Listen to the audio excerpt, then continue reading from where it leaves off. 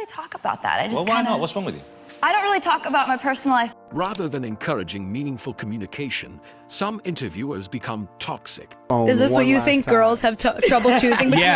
By asking personality intrusive or improper questions. Your relationship with your father and the role of all of that. Such moments put celebrities in a pickle where they have to strike a careful line between remaining level-headed while also calling out disrespect directly. I refuse your question. Why? Because I refuse your question. I'm not your slave and you're not my master. Shutting down nasty questions sends a signal that they have their personal boundaries as well that shouldn't be crossed. Here's the thing, Peter. You're stepping over a line now. You're stepping over a line. You know you are. Let's take a start. Robert Downey Jr. in what began as a lively discussion about Avengers. In the film Avengers: Age of Ultron, Robert Downey Jr. had an interview with the Channel 4's Krishnan Guru Murthy about Iron Man and the aspects of the character.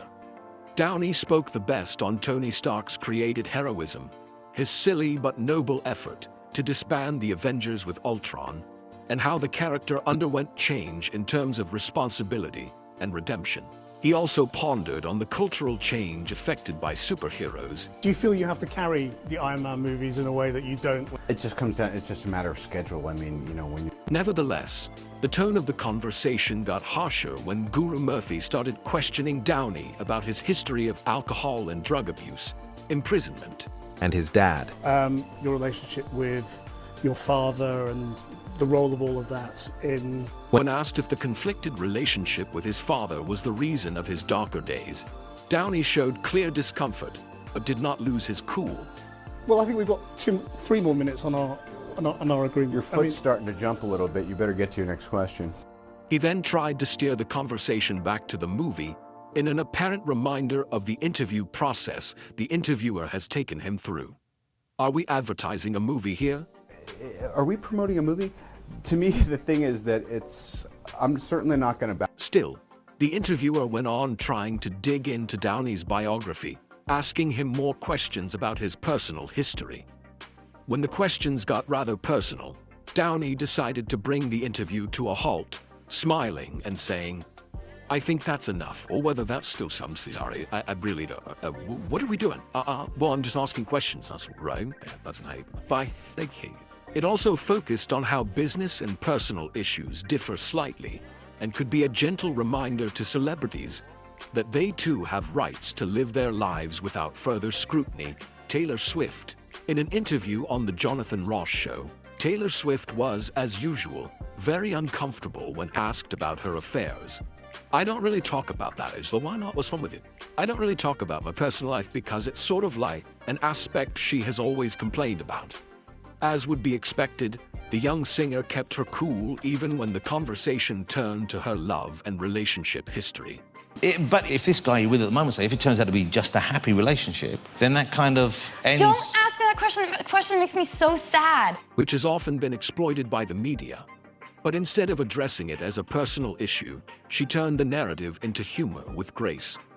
Often she tries to avoid such questions and change the topic, saying she is busy with work, recent creative projects, or personal development as a person, and she doesn't want to be labeled as someone who is in a relationship.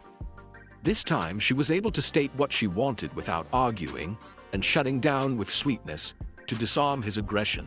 Through ignoring the questions about her love life, Swift continued her position of focusing on boundaries and changing the image of female musicians in the media. Her approach is a good lesson on how women in the public eye should be given dignity for their privacy and given the liberty to direct an interview towards their career. Rihanna.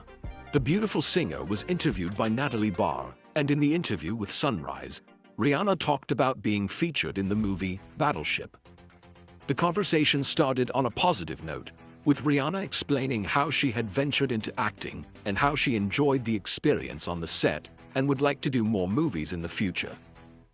Interviewed about the rumors of her participating in a biopic, she expressed admiration of the late Whitney Houston and said that the experience can be intense but significant, as she appreciates Houston's talent.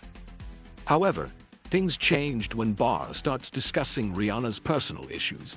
Recent media gossip about her affairs with Ashton Kutcher and her equally notorious ex-boyfriend Chris Brown.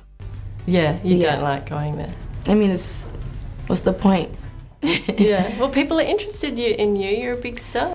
When asked how frustrating it was to be linked to other celebrities despite barely knowing them, Rihanna's response was direct. As irritating as being asked about it.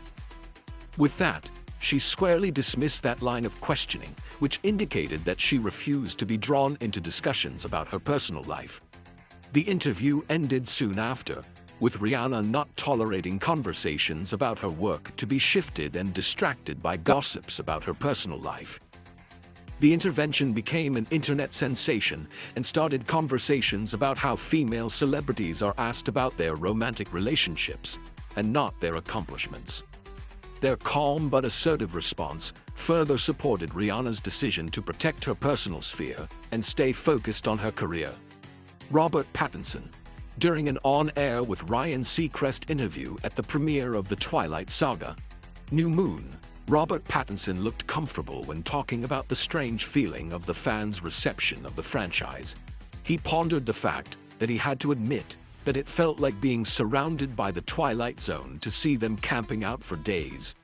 Stumble into every role. I think you've locked into a rhythm now, would you say? Of stumbling. No, of figuring it out. I hope so. I hope so. And then he felt the pressure to perform as expected by those fans.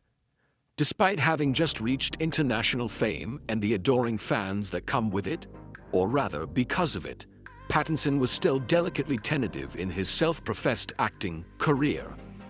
But the tone of the interview changed when, during a question about Pattinson's rumored romance with his Twilight co-star Kristen Stewart, Ryan Seacrest asked a question. Please people as much as you can at these things when they've waited outside for 5 days. And then the bar is raised with something like this phenomenon, isn't it? Yeah, and you do feel like... Seacrest tried digging into the highly speculated subject, and Pattinson, who was obviously caught off guard, responded immediately, only for his publicist to do what any good publicist would do and finish up the interview.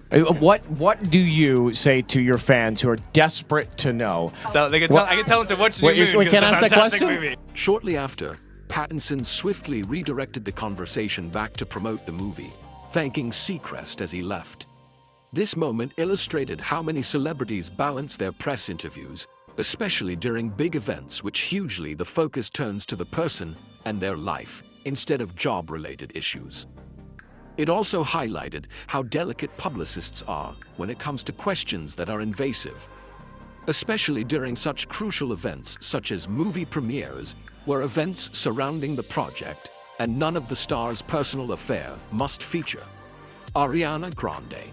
During this interview, Ariana Grande impressively answered a number of questions, which began frivolously but became openly rude. At some point, one of the radio hosts posed before her two options, makeup or a phone, in which Ariana promptly dismissed the presumptuous question by saying, "Is this what you think girls have a problem with?" Your makeup or your phone. Is this what you think girls have trouble choosing between? Yeah. She explained how such questions continue to perpetrate gender prejudices, and then went on to sample a few of the trivial concerns, like how a woman might be consumed with wanting to fix her hair or checking her phone all the time. As much as the hosts tried to explain why they asked this question and go back to laughter. Not a question. Can you really go anywhere without your cell phone? Yes. How long can you go without looking? Ariana was alert and kept questioning their presumptions. She stood her ground by reminding him the need to be socially present, be attentive, not to stare at the screens, but avoid being on snippets all the time. Is this Yes. Is this men assuming that that's what girls would have to choose between? Now, To sum up, Ariana did not quit the whole interview, but she was able to notice sexism in the questions asked by the hosts and laughed at it in a smart manner. When I'm at a dinner table, I like to be present and talking. Good quality. Eye contact. Ladies, learn. This assertive but polite attitude enabled her to redirect the conversation to stereotyping and gender expectations, stating that she will not accept discrimination or prejudice. Quentin Tarantino. During an interview, Quentin Tarantino interrupts an interview with Krishnan Guru Murthy, who insists on questioning the director about the connection between movie violence and real-life violence. But why are you so sure that there's no link between enjoying movie violence and enjoying real violence? The interview opens with questions on the themes of the movie and violence, And the latter, Tarantino responds by asserting that cathartic violence is a requisite in most movies. However, when the interviewer continues to pressure him about whether watching films can affect behavior, and especially that featuring violence, he becomes irate and says, "I refuse your question. You are not my master. I am not your slave." I refuse your question. Why? Because I refuse your question. I'm not your slave and you're not my master. He goes out of his way to explain that he doesn't have to reiterate things that he has said publicly for 20+ years, which includes saying, "It's none of your damn business what I think about that." It's none of your damn business what I think about that. Though pushed by the interviewer, Tarantino keeps reinforcing his refusal to talk about a subject. He has apparently run out of words for before turning on him and accusing him of manipulating the conversation with ratings in mind.